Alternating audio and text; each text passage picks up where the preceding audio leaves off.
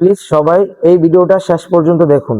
অবশেষে মারা গেলেন সৌদি আরব ফেরত জামাল উদ্দিন। অসুস্থ হওয়ায় রাতের অন্ধকারে স্ত্রী সন্তান তাকে বৃষ্টির মাঝে রাস্তায় ফেলে গিয়েছিল। এরপর 17ই আগস্ট সোমবার দুপুর 3:15 টাঙ্গাইলের সখীপুর উপজেলার কালমেঘা এলাকায় তার ভাতিজির বাড়িতে শেষ নিঃশ্বাস ত্যাগ করেন তিনি। একসময় স্ত্রীর ইচ্ছায় প্রত্যেক ভিটামাটি বিক্রি করে সৌদি আরবে যান তিনি। এরপর উপার্জিত সব অর্থ স্ত্রীর কাছে পাঠানো এই প্রবাসী অসুস্থ হয়ে দেশে ফিরলে তাকে রাস্তায় ফেলে যান স্ত্রী রিনা আক্তার। প্রিয় ভাই ও বোন, এই ভিডিওতে শুধু একজন মানুষের কষ্টই না, আছে আমাদের সমাজের জন্য একটা কঠিন শিক্ষা।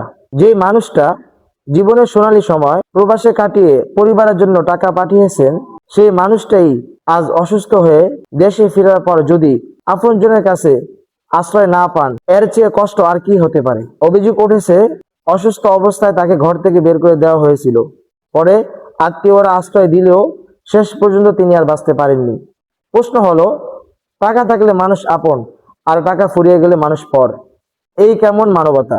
যে বাবাকে, যে স্বামীকে আপনি বোঝা মনে করেছেন, মনে রাখবেন আপনিও একদিন বৃদ্ধ হবেন, আপনিও একদিন বাবা হবেন, অসহায় হবেন। এই ভিডিওর দ্বারা আমাদের একটাই শিক্ষা, দুনিয়ার স্বার্থের জন্য কখনো আপনজনকে হারাবেন না।